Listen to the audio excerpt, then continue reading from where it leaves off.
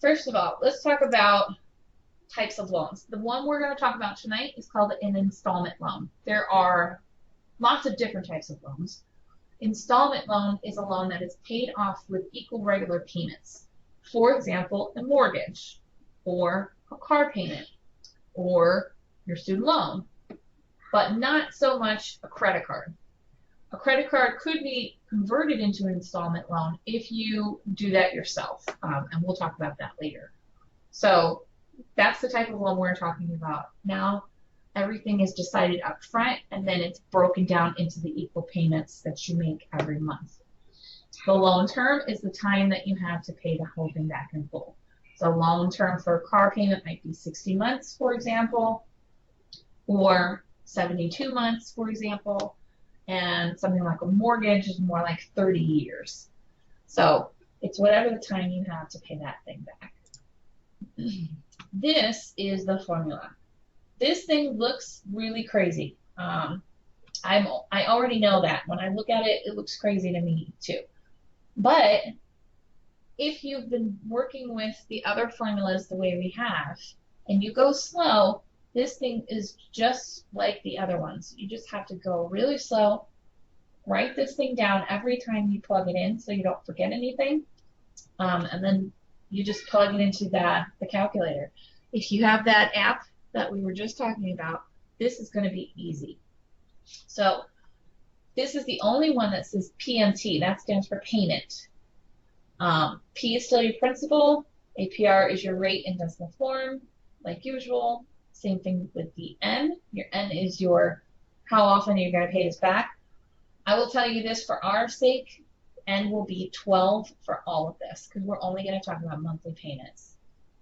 So you need to end in 3 spots now. One here, one down here, and one here. And this is a negative, so we also have to watch out for that. Make sure you plug that in with your negative sign and not the minus key, or you're going to get an error. And then the Y is still your years. Okay, so first thing I'm going to do, because we're going to start talking about using this, very first thing I'm going to do is write the thing down. So I have it there to look at when I start to plug my numbers in. So it's P times APR over the N divided by, now here, when you're looking at this, these squared off brackets are just parentheses. So when you go to plug it in, just use its regular set of parentheses right there. The only reason they put them there is to try to show you clearly which ones are supposed to go together. Like this one and this one go together. These two go together. These two little ones up here go together. That's the only reason they're squared off. They're just regular parentheses. And then it's 1 plus the APR over N to the negative N times Y. And then we'll close the whole thing off. Okay, before we do a problem, I want to just kind of explain to you how installment loans usually are structured. Early in the loan term, the portion that goes towards interest is usually very, very high, and the portion of your payment that goes to your principal is usually very low. And then as time goes on, that switches. The interest starts to decrease, and the amount that you're paying towards your actual loan starts to increase. So let me show you in a picture what this looks like with a mortgage payment, for example. If anyone has a mortgage payment, you probably know that this is kind of what it looks like. So it tells me here that, let's see here, it's a 30-year mortgage payment on a $100,000 loan at 5%. And according to this, the payment is $537. However, as you start to pay it off early, the pink portion is the part that actually goes to pay back your loan, and the blue portion is the part that pays back the interest to the bank. So why would it be so heavy on interest and low on the actual loan? Because early on, the bank wants their money. They want to make sure that you're good for it. So they collect their interest up front, And as time goes by, the interest starts to get paid off, so then the amount towards your actual loan starts to increase because there's less interest left. Towards the end of the loan, there's almost no interest left to pay it off, so almost all of it goes towards paying off your loan. And then by the time you're done, at the very end, it's all principal. It's all paid off. The interest is all being collected by the bank, and all you're paying off at the very, very end is the actual loan. And that's how they're pretty much always structured. That's true for mortgages, car payments, all that stuff usually. It also means, though, that if you make, if your payment is $537 and you pay exactly $537 each month, it'll stay exactly like this with this graph. But if you make extra payments on top of this, let's say instead of paying $537, you make a $600 payment, that extra money that you put towards the payment chunks off the principal only. They cannot apply it to the interest because that's already been pre-structured. That will take off from the principal only. So any extra money you put down gets taken directly off principal. And that is how you can pay things off faster and save yourself money on interest. So let's talk about using the actual formula. So suppose you have a personal loan totaling $7,500 when you graduate. The interest rate is 9% and the loan term is 10 years. What are your monthly payments?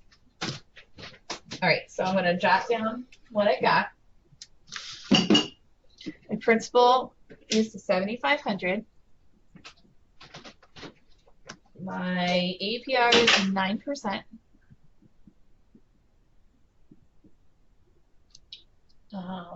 It's monthly payments, which I mentioned this before, it will always be monthly, so your N will always be 12.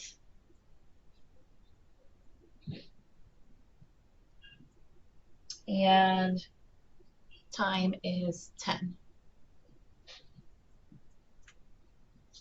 Okay, so here's my formula. I got to plug in all of this stuff into this. So starting with the P, my P was 7,500 times the APR in decimal form. APR is 9%, so in decimal form it's going to be 0.09 over 12 because it's monthly payments. And then this whole thing is going to get divided. Then it's going to be parentheses, 1 minus, another parentheses, 1 plus, APR again, over N again. Close those parentheses. Then we're up in the exponent. And then it's going to be negative 12 times the year, which was 10. Then we're going to close the little set of parentheses and close the large one at the bottom for that bracket. Here's what it looks like right there. Let me fix that. So this is just parentheses. Okay, this is what we're going to try to plug into our calculator now. So again, if you need to download this, this is going to be your best friend. Okay, if you're going to use the fraction button like I am, you got to start with 1 so that you have a way to put this in. You got to start with a fraction button so that you can put this whole thing in. So here's what I need. If you're using my app or something that looks like that, start with this. Then in the top, we'll do 7,500 times. Now I'm going to hit the fraction button again, and then that should work. Okay, so in the top, it was parentheses 0.09 over 12. here's what I got so far. Just like I got right here. Then I'm going to click on the bottom, open up another set of parentheses. Then it's going to be 1 minus, parentheses again, 1 plus, fraction key, 0.09 over 12. Here's what I got so far. If it shows up, there we go. Now I'm going to use this arrow key up here at the top, and that will allow me to close the parentheses right here. Then I'm going up in the exponent, so I have to hit my exponent button. Then parentheses. Here's what I got. Hopefully it shows. There we go. Okay, now I need to plug in -12. On this app, that button right there is my negative key. Do not use your minus. It will give you an error. You want to look for your negative, which is right there next to my finger. Okay, then it'll be 12 times 10. I'm going to close the parentheses up at the top. And then I'm going to arrow over one more time. Oops, and close my parentheses down at the bottom. And if you look there, if you saw what happened, before I pressed it, it gave me an error because you have to close the bottom parentheses or it's not going to work. So here's my final answer. It should be $95. And after I round it, 1 cent. 95.01. If you got that, then you plugged it in right. If you didn't, we just have to keep trying it a couple times. Okay, so if I use a regular calculator, this is a graphing calculator, but it doesn't have a fraction button or anything. So I'm going to plug this in as, starting up here at the top, 7,500 times, now this one does have parentheses, which you need, so I'm going to hit parentheses, 0.09 divided by 12, and then I'm going to close the parentheses right there. There we go. So here's what I got. That's just the top. And then this long line is another division bar, so I'm going to hit divided by again. Then it's going to be parentheses 1 minus, another parentheses 1 plus, then 0.09 divided by 12. Close the parentheses. Oops.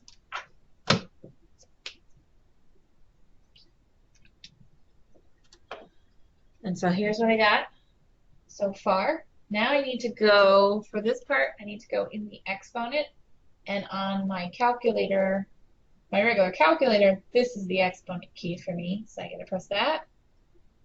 Then another set of parentheses. Then it's -12, so I'm going to use my negative button. And then 12 times 10, close the little parentheses, and then another one to close the big one. So here is what that whole thing looks like plugged in, just in a straight line. But it should still work. You should still get $95 and about 1 penny after you round that off right there.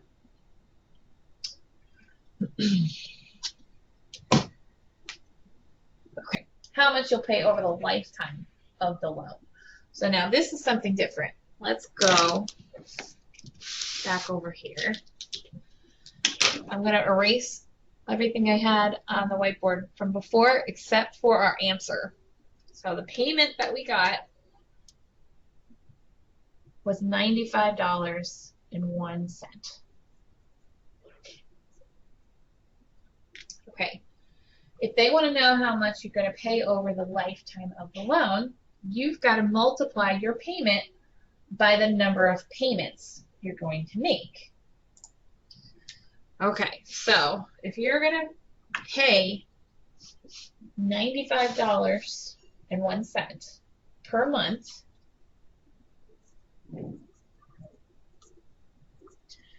for 10 years, to figure out your total that you're going to pay on this, you're going to multiply 9501 times 12 months, which will tell you how much you pay each year, and then you're going to multiply that by 10 years.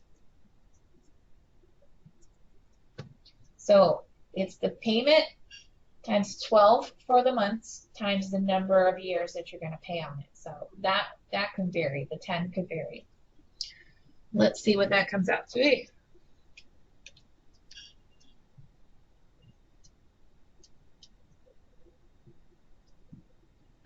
I got 11,401 and 20 cents.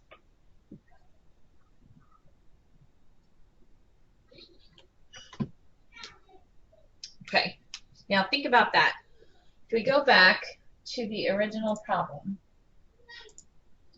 we took the loan out for $7,500. That's how much we needed. But with interest that accrues, we pay back 11,400 and change. Okay, so now here's part C. Same problem, but now they're asking for the total interest that you pay on the loan. So let's go back here. Your original loan was for $7,500. We just figured out that once we're done with interest, we're going to actually wind up paying $11,401. So the difference between this total and what your original loan was is the interest that accrued. So to find the interest, all we need to do is subtract these two amounts. So 11,401.20 minus your original principal is going to tell you how much interest you end up paying. This should be $39.01.20, but I don't know where that part went. But that's all you have to do. Just subtract total minus principal, and that'll give you your interest. Okay. Now, they're going to ask you something like this on the homework, and they say, of the total amount paid, what percent is paid towards principal and what percent is paid towards interest? So let me go back to this and write this all down again. The interest we got by subtracting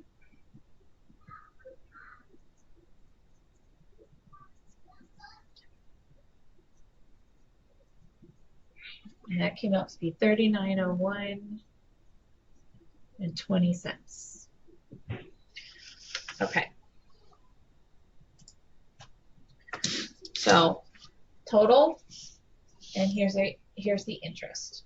If they want to know how much as a percent you wind up paying for which part, then we have to set this up in fraction form.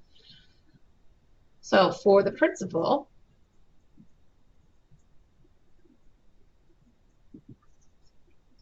was the 7,500. It's going to be 7,500 over the total.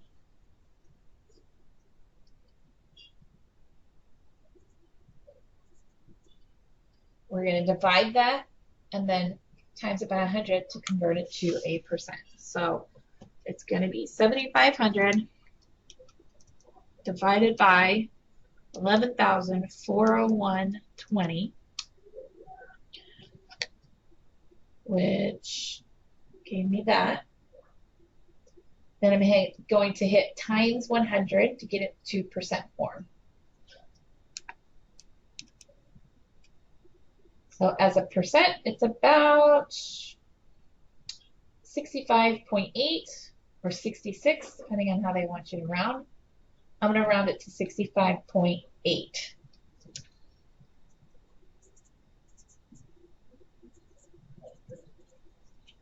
Okay, so from everything that you pay, 65% of it goes towards the principal. To find the interest, we're going to set it up the same way. We know what the interest was from here.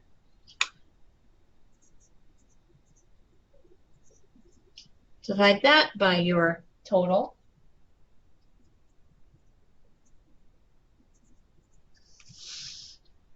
And then we'll multiply that by 100 and get a percent. So 39.01 divided by 11,401.20 gave me this decimal. And then I'm going to multiply it by 100. And here's my percent. It's about 34.2.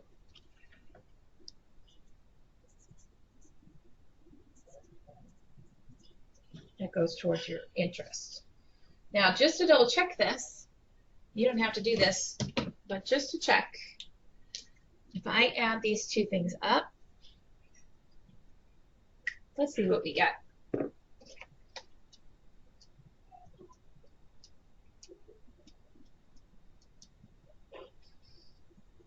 65.8 plus 34.2 is 100.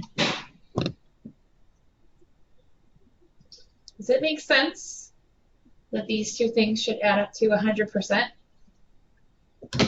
The principal and the interest make up the entire loan. That's what this is representing.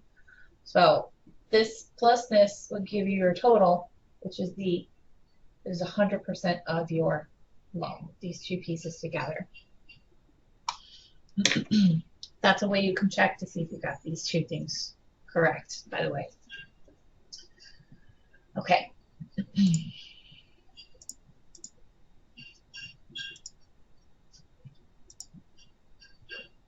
All right, so that's what we just got done doing. Okay, so consider a student loan of $25,000 at a rate of 12% for 15 years. What are their monthly payments? So first we need the payment formula. I'm just jotting it down, and then we'll plug it in.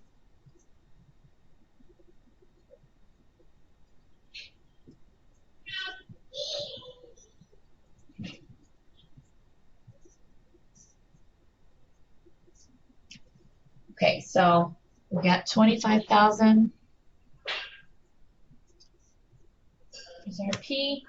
APR is 12%. And 15 years. They want monthly payments, and they always will. So N is 12. Okay, so here we go. My P is 25,000 times the APR as a decimal is 0.12. Over 12 for monthly payments. Divide that whole thing. Parentheses 1 minus, another parentheses 1 plus, 0.12 over 12 again. Close that one. Then it's to the negative 12 times the years, which was 15. Close the small ones, close the big ones. And here we go. There's it substituted. Let's try to plug it in.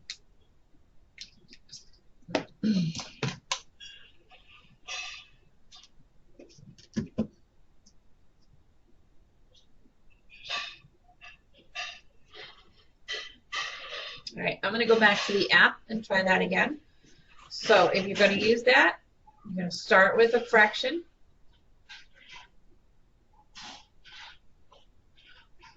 Then it'll be 25,000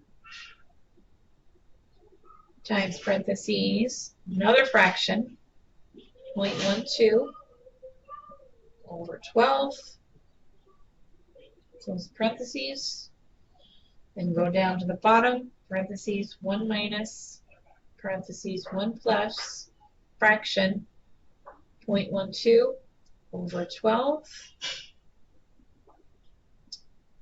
arrow over, close, then it's going to be exponent, parentheses, negative 12 times 15, close the little ones, arrow over down, close the big ones. Let's see if that comes up. That's what I got. After I plugged it all in. About $300.04 for a monthly payment.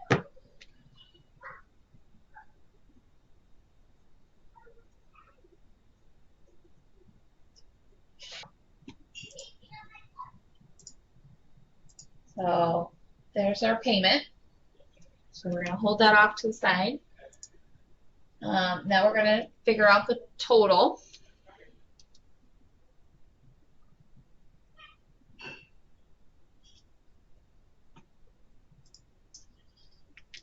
Okay, so the total is going to be the payment that you have to make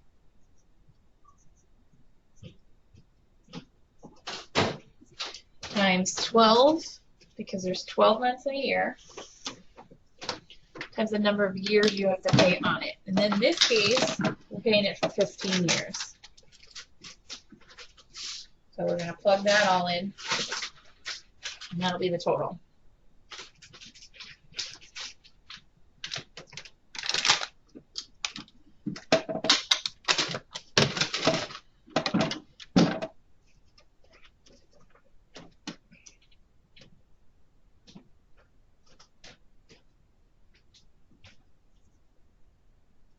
I got $54,007.20. So here's part B.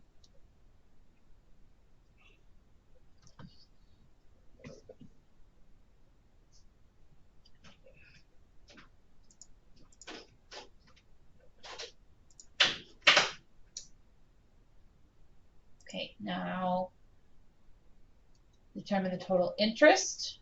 So going back to what we were doing before, if this is your total, you're going to take this minus the principal, and that'll tell you your interest.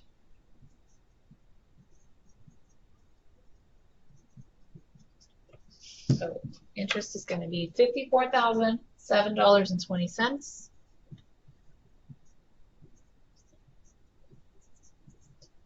minus your principal, which going back all the way up from the beginning, we took out a $25,000 loan here.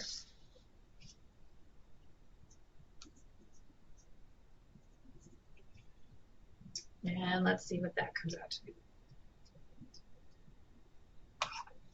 5407.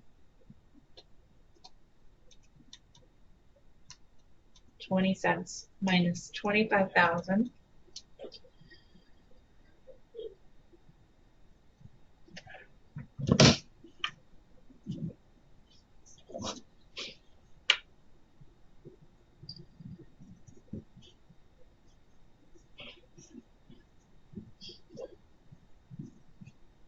Gave me $29,007.20.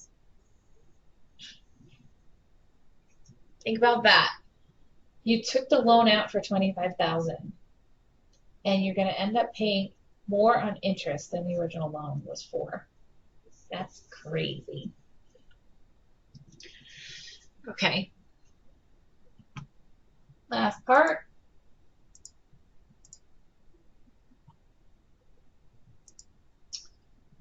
So now of the total, what percent is principal and what percent is interest? So now Last part here, I'll do it over here. We're going to set up two fractions. One for the principal, that was 25,000, over the total, which was the 54,007.20 cents.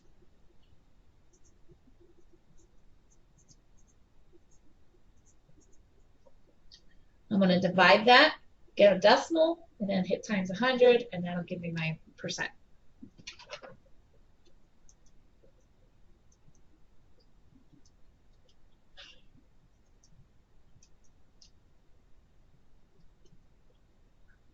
Okay, so in my calculator, I divided, see that, I divided 25,000 by the total, then I hit times 100 to get a percent. So if I round that off, it's about 46.3.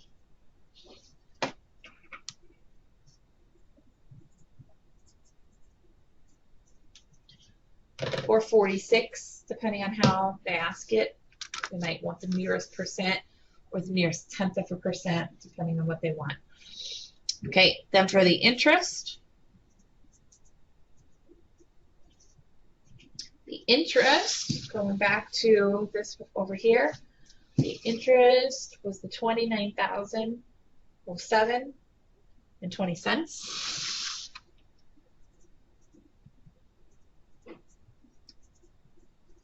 Divide that by the total.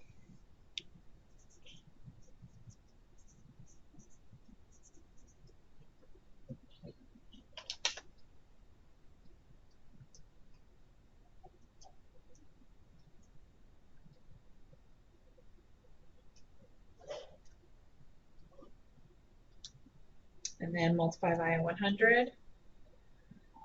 And that should give you the other half. It's about 53.7.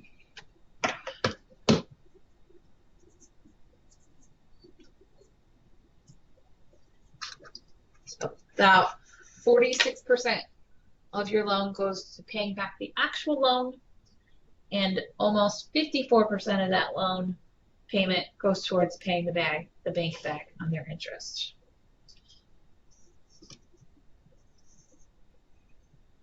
When you see stuff like this, if that's happening to your actual loan, that's because your rate is kind of high and your term is kind of long.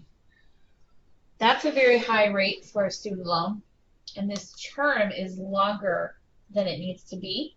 The longer you take to pay something back, the more money it's going to cost you in interest for the reason that I showed you guys in the graph. The longer you extend it out, the more interest they're going to get to collect off of you.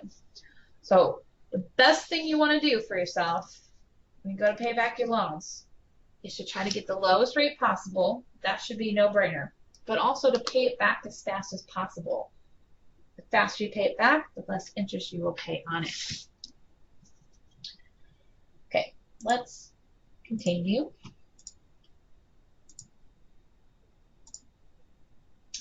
All right, so let's talk about credit cards. Credit cards normally differ from installment loans because you're not required to pay that balance off in any set amount of time. It's open-ended. You could literally pay on a credit card forever if you wanted to. Not that anybody would want to, but you could. And in fact, the credit card companies want you to do that because the longer you pay it, the more money they make. The longer you extend the time out, just like what we just got done talking about, the longer you extend the time out, the more interest will accrue. And then that's money that the bank makes off of you. With a credit card, minimum monthly payments are always required. Usually that monthly payment covers all interest, very, very little principal. And that's why some people get stuck in this cycle, because they make a minimum payment and maybe their minimum payment is, let's say, $50. 45 of that might just cover your interest, and only 5 would actually go towards the balance that you have acquired. That means you'll never really get out from underneath it. And that's the problem with making minimum monthly payments. And yeah, that's what I just said. So here's what we're going to do for problems like this. We're going to assume that you're not making any more charges, and we're going to give ourselves our own set timeline. When you do that, you can use the payment formula to solve credit card balance problems. But again, you have to assume that you make no more purchases, and you have to give yourself your own timeline. And then it will work. So suppose you have a credit card balance of $2,300, annual interest rate is 21%. You decide to pay that off in a year. How much will you need to pay each month? So I'm just going to go through PowerPoint this time. I'm using the payment formula for this. My principal is going to be the balance that I'm trying to pay off. My APR is my annual interest rate, which is the 21. I'm making monthly payments to pay it off. So here, here, and here. And I'm going to try to get it paid off in a year. And so let's see. When I plug that in, here's what it looks like. And then in my calculator, it gives me a payment of $214.16. So I'm going to try to plug that in using the app. It'll be 20. Using the app, we'll start with a fraction. Then it'll be 2,300 times fraction button 0.21 divided by 12, and that's my top. The bottom, it's set of parentheses first for the brackets, then 1 minus, parentheses again, 1 plus, then it's 0.21 over 12, so I'm going to have my fraction, then 0.21, go down, 12 on the bottom. I'm going to arrow over to close these parentheses. Then I'm going to go hit my exponent key, parentheses again, negative 12 times 1. Close the little ones, arrow down, and close the big one. And let's see here. That's what it would look like if you use the app. I really like this app a lot. I like that it displays it all in front of you too. Okay. This is the last part of this section. Let's talk about mortgages. So these are installment loans, just like everything else that we've been talking about. If you've never had a mortgage before and you plan on having one in the future at some point, here's just some background information. So when you go to take out a mortgage, you need a down payment. A down payment is the amount that you put up front in order to be given the mortgage or some other type of loan, but it's usually the mortgage. If you don't have enough of a down payment, you probably won't be awarded the loan. They'll probably reject it.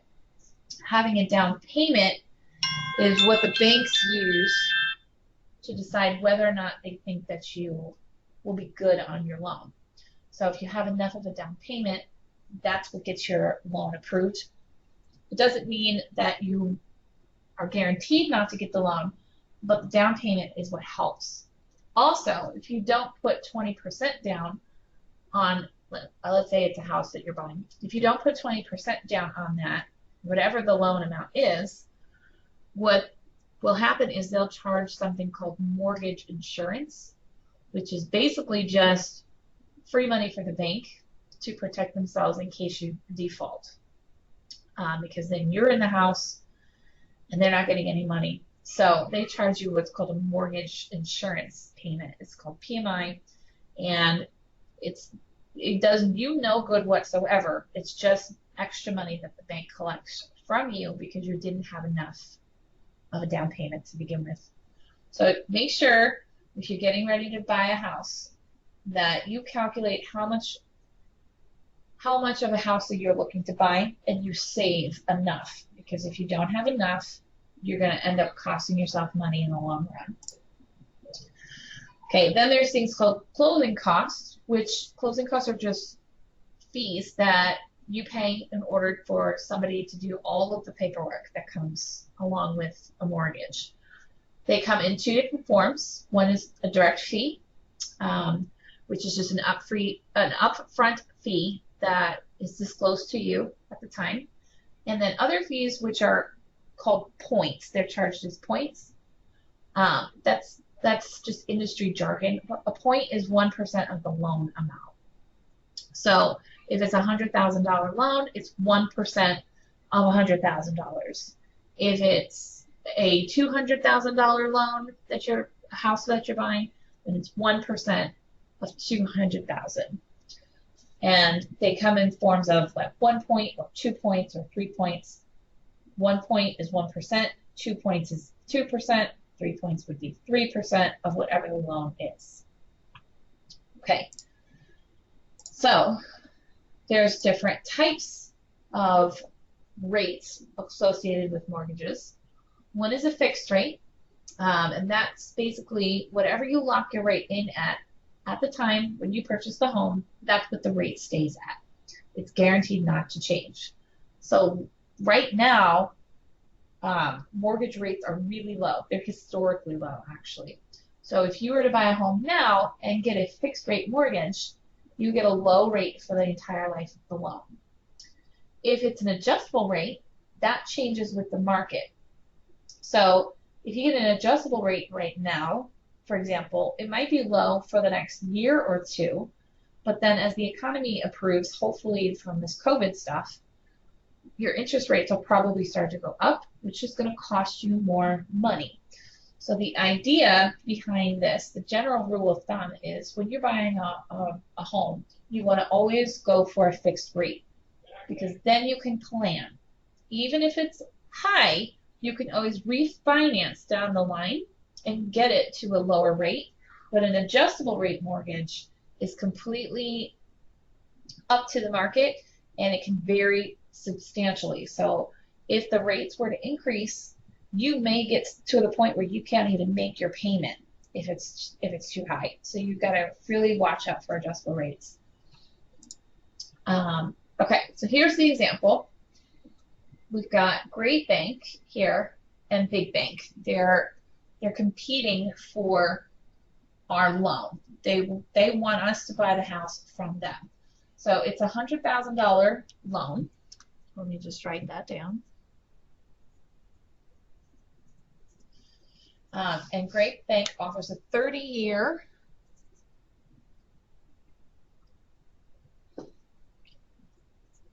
hold on. Great Bank is a 30-year fixed percent of 5%. Closing costs are $500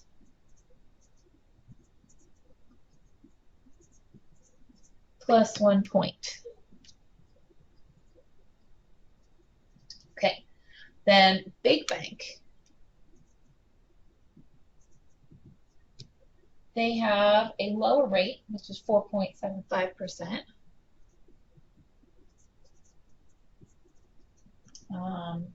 That's a fixed rate too on a 30-year loan, but that's supposed to say Big Bank. Closing costs of $1,000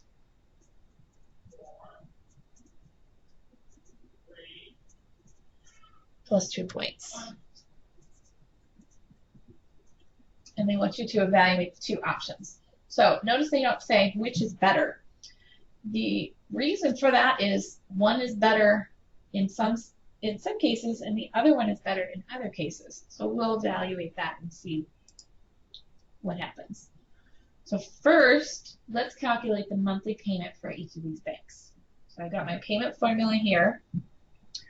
Starting with Great Bank, I plugged in the information that they told me. The loan is for $100,000.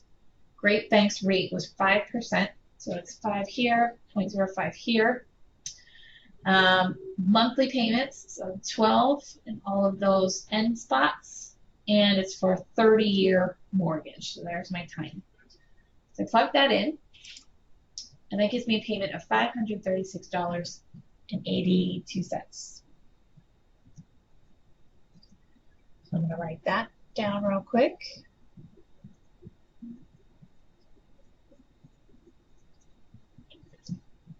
And then I'm going to hold it off to the side. And now let's look at Big Bank. Big Bank, we're going to do the payment formula again. But this time, their rate is a little bit lower. Their rate was 4.75%. So I plugged that in instead, and everything else was the same. Still for the same amount of money, still monthly payments, still 30 years. That's a payment of $521.65.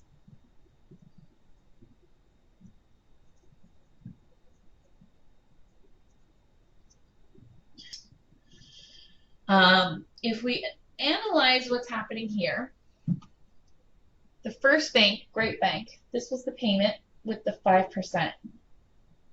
This is the payment with the other bank, the 4.75%. So that's a difference of $15.17. So if you go with Big Bank, the second bank, you will save yourself about $15 a month because of the lower interest rate. Okay, that's fair. That's a good amount of savings when you consider it over 30 years.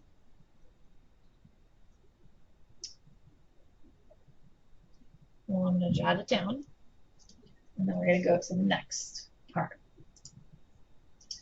Now let's consider the closing cost for these two banks. So Great Bank charges a fixed fee of $500 plus 1 point. So remember, the point means 1% of the loan. So I am going to calculate how much 1% of the $100,000 loan would be.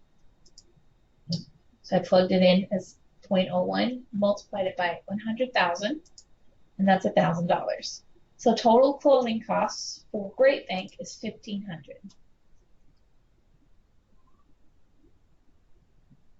I'm going to just write that down on my board too. So $1,500 closing costs for Great Bank.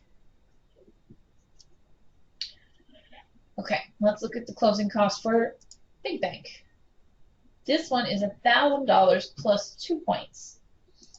So fixed is 1,000, 2 points is 2% of the loan.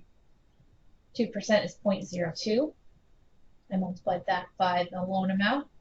That gave me $2,000. So altogether, closing cost for Big Bank is $3,000.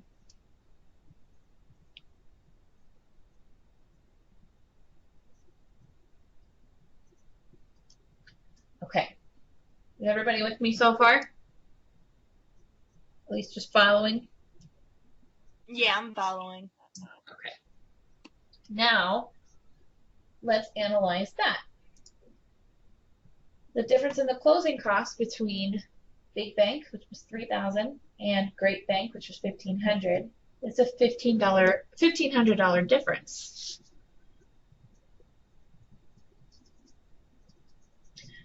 So here's the issue. If you think about it, we need to figure out, let me go to the whiteboard real quick. We need to figure out how long is it going to take us saving in the payment for it to equal out the amount that we would lose in the closing costs.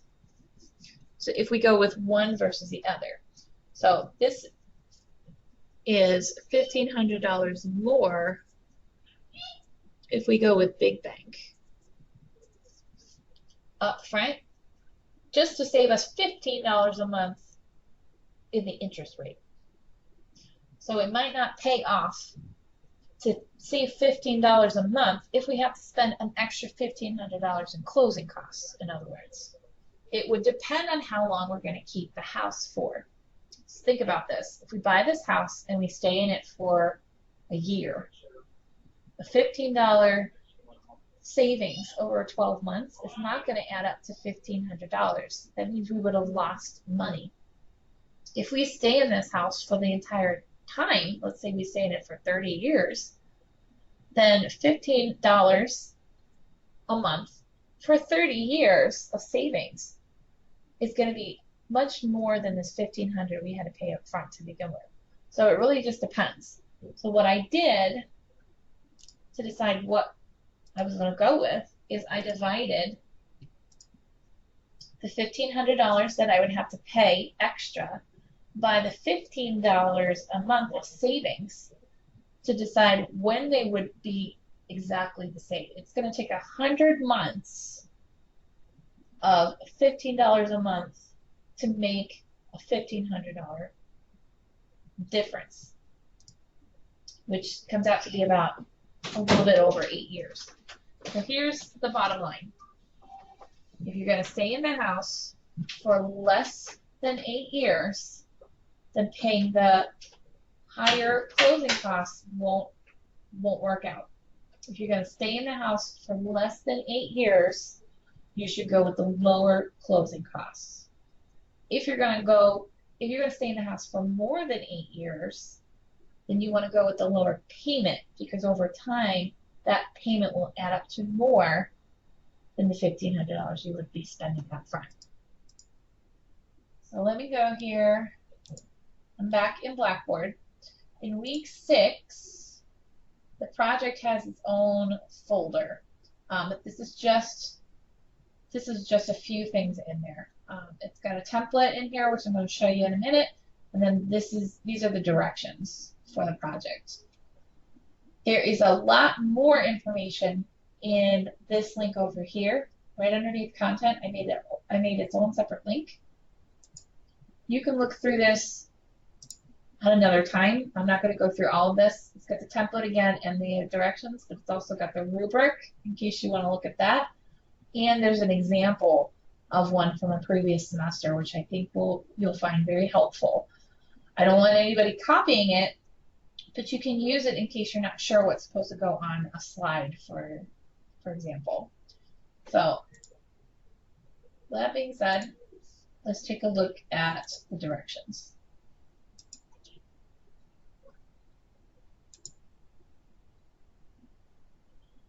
Okay, so the project in a nutshell is you're going to research your own student loans and you're going to do your own calculations to see what your monthly payment is going to be. I realized that going down to the financial aid office, they'll give you a printout and they'll tell you what that is. And that's a good way to start. That should be close to the calculation that you do for this project. But what I want to see more than anything is the math shown and your work shown as much as possible, because this is going in your e-portfolio under the math objective. So we want to show as much math as possible. We don't want to show your research for when you went to go and talk to the financial aid department. We want to show that you can actually calculate it yourself, and hopefully it's close to what the financial aid department is telling you it should be.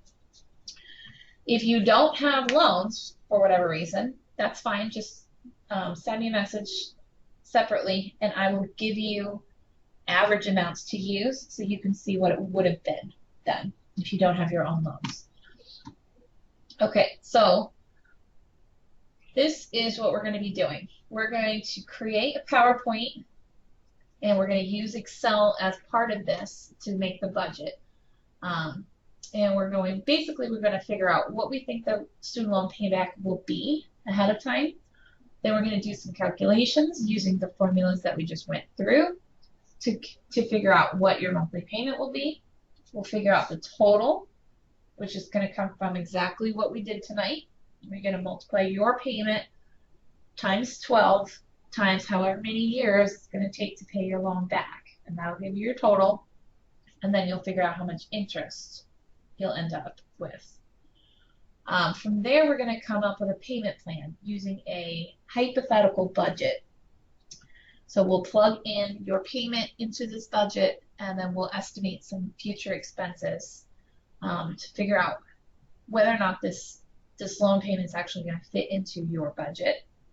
And then we'll analyze the budget from there. In order to do this, we're going to research what your future salary will be after graduation, because hopefully after you graduate, you'll get an entry-level job very quickly, and that should help with the payment. That's the whole point of you going back to school to begin with, I am assuming. So here is what this is the components. You need 12 slides in this PowerPoint, and these are the order that you're going to put them in. Okay, so starting with your title slide, then you're going to do a little introduction to the project. You're going to go over the hypothesis, give me some background information, and so on. This is a checklist to try to kind of keep you straight on what you're doing here. And again, you're going to do this in pieces. You're not going to sit down and do this whole thing at once. We're going to do a couple of slides at a time. Okay. The description of each of these slides is next. So if you're not sure what you should put on your title slide, this is what you should put on your title slide. If you're not sure what you should put on your introduction slide, this is what you should put on the introduction slide. I want an overview of the project. So tell me in your own words what this project is about, the way I'm explaining it to you. Then the next slide is going to be the hypothesis. So this is the part that students get confused about when we get started. How do you come up with a hypothesis for a project like this? Just make a prediction.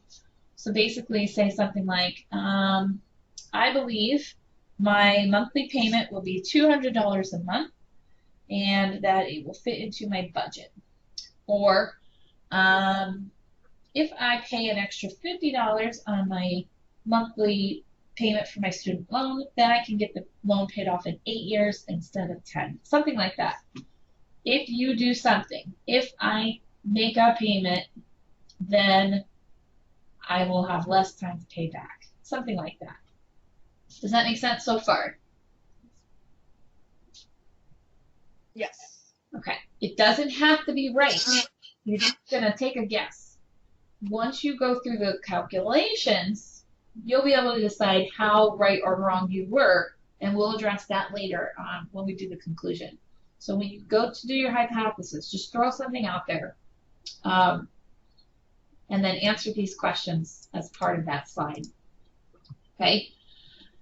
For your background information, you're just going to go and do a little Googling and figure out some of this you probably answer on your own, but if not, then just look up some of the answers to these questions. What happens if you don't pay? Can student loans be discharged through bankruptcy? Things like that. Anything you do pull off the internet, make sure you cite it somewhere on the slide. So give credit to the source somewhere on the slide, and then we're going to put that also in the references at the end. Next, we're going to calculate your average future salary. So here's where the math is going to start to come in.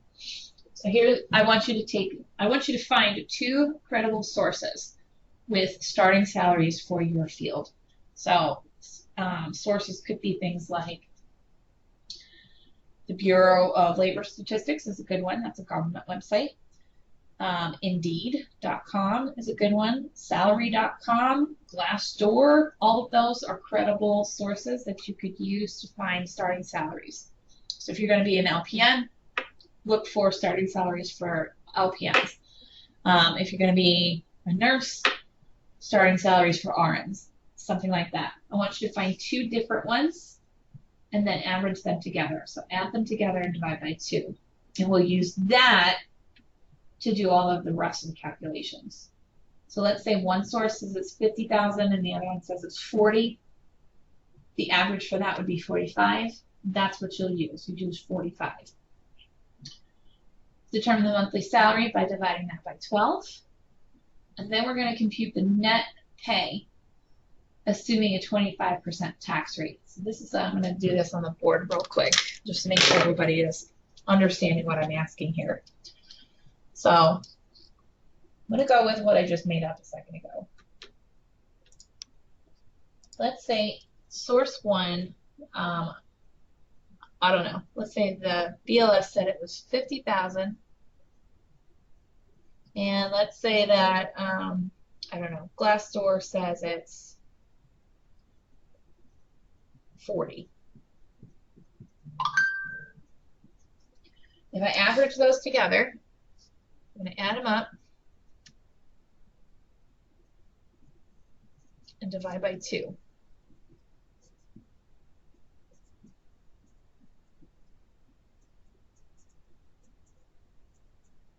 Average. There's my average salary. Okay. Next, I'm going to take that and divide it by 12.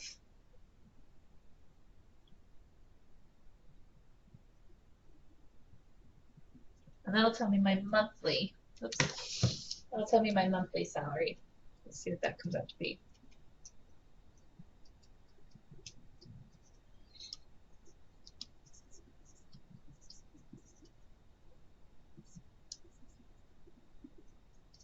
So if this was your, let's say this is a starting salary for an RN.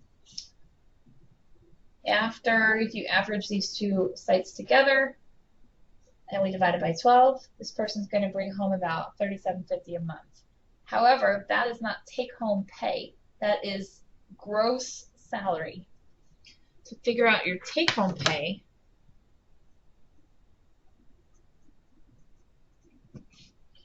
we are going to multiply this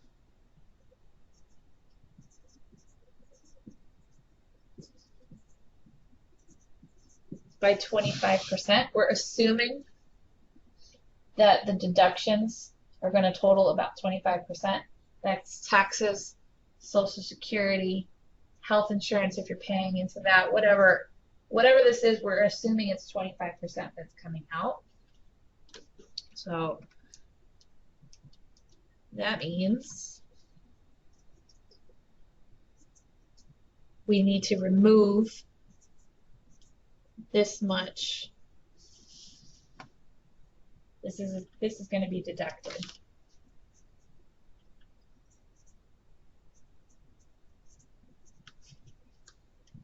Oops, I'm running out of space here. Okay, when I multiplied 37.50 times the 0.25, that gave me that. That's how much is coming off in deductions, in taxes, money I have to pay towards Social Security, and all of that. So my take-home pay will be $37.50 minus $937.50.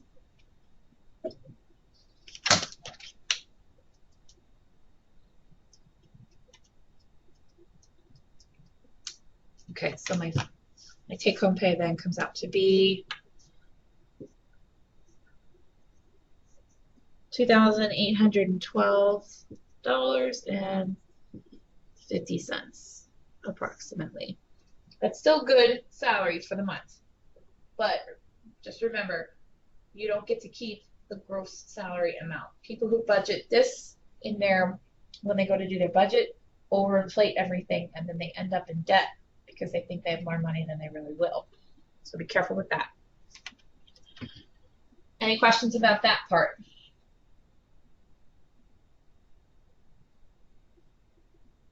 No, makes sense. Okay. So then we'll hold that off to the side. We'll use that in the budget later. So in the next slide, you're going to do a little bit of research and figure out what your principal is, and you're going to Google for the current rate. And this is where you can just go, if you have the paperwork from financial aid, you can look it up on that. You can also go to Banner. If you know how to get into Banner through Blackboard, you can look it up on Banner.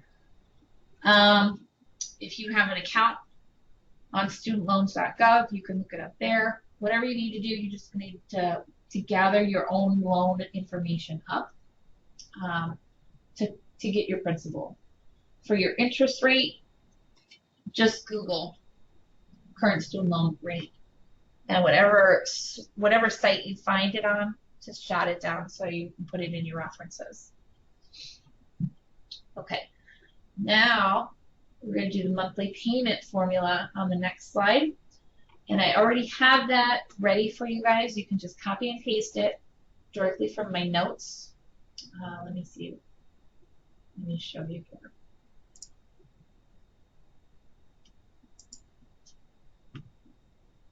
You go into the portfolio project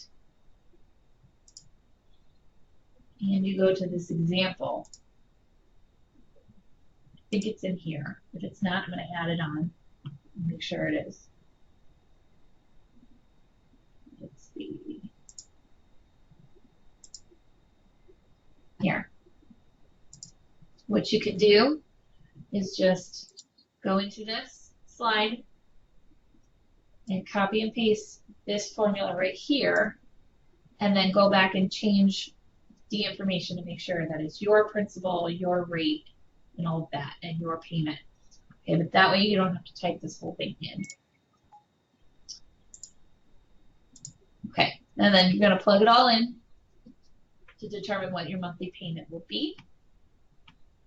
If you have more than one loan, you'll have to do it more than once, unfortunately. And then you'll add your monthly payments together to figure out what you will put in your next slide. That brings me to the budget. So now the budget is going to be based on the estimated salary that we figured out right here. And we're going to put our monthly payment in that we figured out in the previous slide in as well. So the rest of it, I'm just asking you to make it as realistic as you can. If you don't pay some of those bills, you can either leave a blank or just estimate them if you think you'll have those expenses in the future. But to show you what this looks like, it's just easier if I just bring it up here. This is the template right here.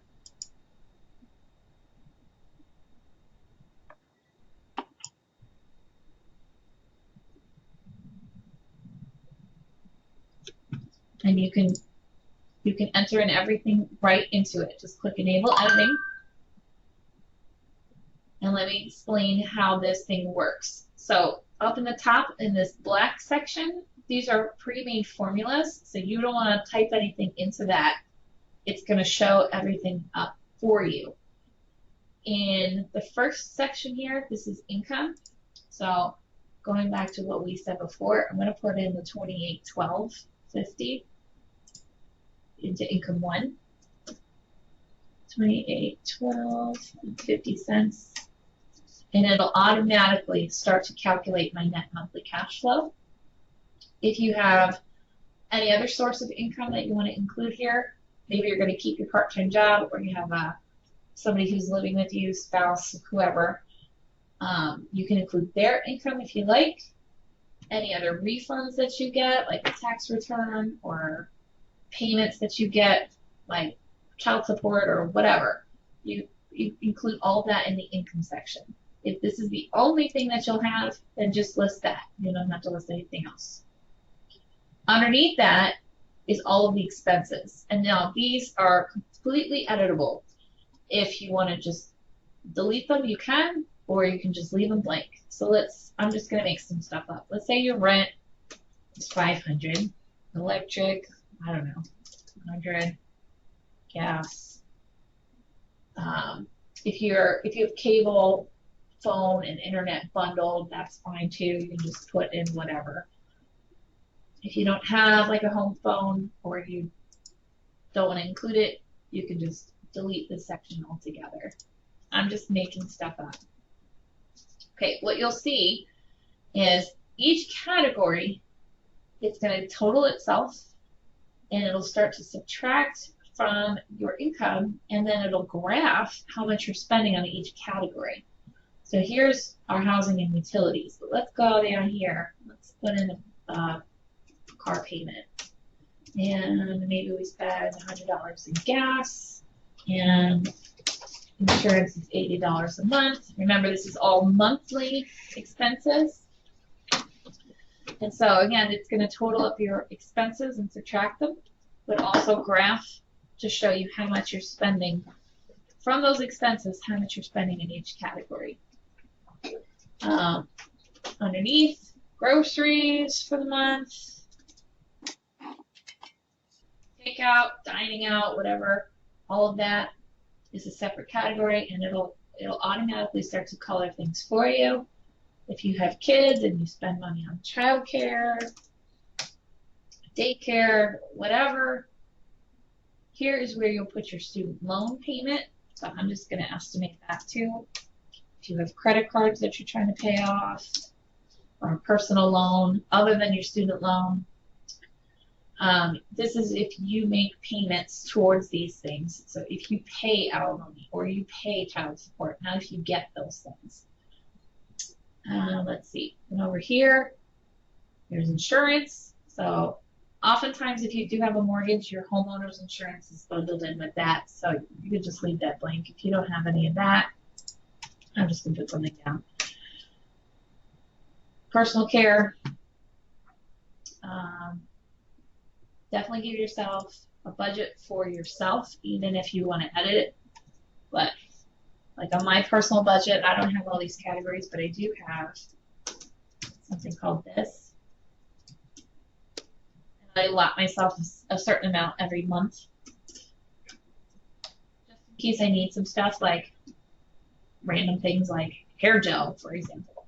Give yourself some money to spend on yourself. Here's your entertainment categories. And now this is for your own savings and college savings for like a child, or if you're going to go back to school again, you want to start saving now for it, things like that. So here, if you look now, here is what it says we're left with.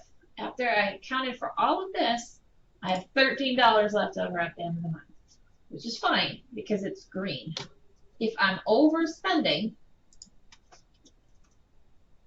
it'll turn red, and that means I am spending more than I am bringing in.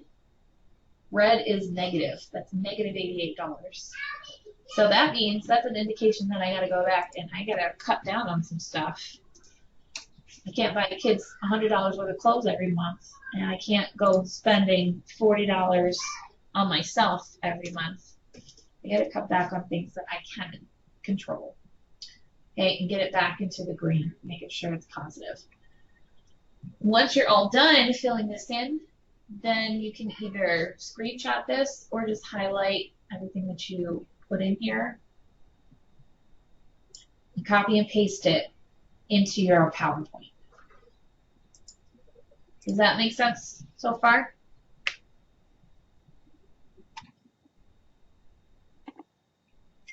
Yes.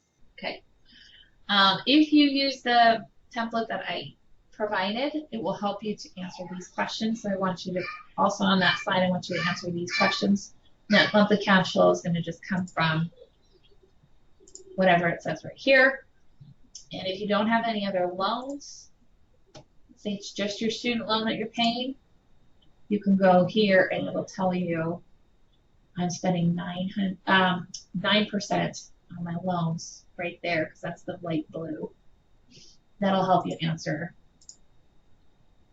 those questions. What percent is going to your loans? Does it seem manageable? Yes, no, maybe. Okay, now we're almost towards the end of this. When you go to do this next part here, you are going to figure out what would happen if you change the term. So when you do the monthly payment here, we're assuming it's going to be 10 years because that's the standard payment plan from the government.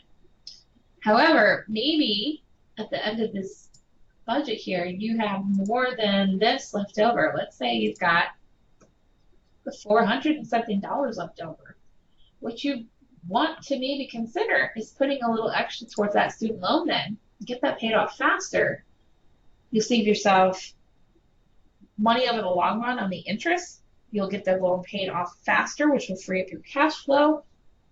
It's got a lot of good benefits to it if you can do that, if you can manage it. Some people can't, their budget just won't allow it, but some people can. So I want you to just determine what would happen. It doesn't mean you're actually going to go for that, but I want you to see what would happen if you change the payment to 5 years or 7 or 9. And I want you to put that in like a table form. So let me show you in this example here what she did. So, oops, her original monthly payment was for $252. And then she went back through. You don't have to show the formula out. She just showed what the payment would be if it were 5 years instead. If it was 5 years, it's a higher payment than the original 10 years. However, her future value is much less and her interest is much less. Okay, the original interest would have been 21%. With a higher payment and less time, it's only about 12%. So she saved herself a lot of interest. Here's what it would look like over 7 years. Here's what it would look like over 9 years. And you can see what happens is the slower you pay it off, the lower the payment. And so that's, for some people, that's necessary just to manage the bills. But higher the interest that you pay back. Future value becomes higher the longer you drag it out. So if you can pay it back faster because your budget actually allows for something like that, I would definitely recommend it, and it's something I want you guys to look at and analyze. Okay, that's what that slide is all about. And then at the end, I want a final analysis. So what are you going to go with? Are you going to stick with the 10-year payment plan? Are you going to try to shoot for a 7-year or a 5-year or something like that? And why? Why do you want to go with that? We kind of just talked about why. So if you're able to fit it into the budget, why would you go with something like that? And then the conclusion, basically wrap up what you had said with the original hypothesis, and then what have you learned and discovered through this whole project. References at the end. They do not have to be in APA format if that rings a bell to you. But if you do know how to do APA, then please do it that way so that when you go to pull it back up into your portfolio later on, it'll be properly cited. For the grade portion of this, they do not need to be in APA. I just need references in general. So I think in this one here, yeah. In this one here, this is not correct APA, and that's fine. You just need to at least give credit to the sources that you use them on. So, for example, she was listing the source down it there, and then she also, let's see here, she also noted it in the slide, and that's what I would like to see. Note it in the slide and then list it all together at the end as well. That's pretty much it. That's the project in a nutshell. What I'm going to ask you guys to do for the next class is fill this part in, just this last page. You can just handwrite this out if you like and send it to me, or you can email it to me as an attachment if you want. But this is just to get this started. So I want you to tell me what your job title will be in your future and start thinking about and finding sources for the future salaries that I was talking about before.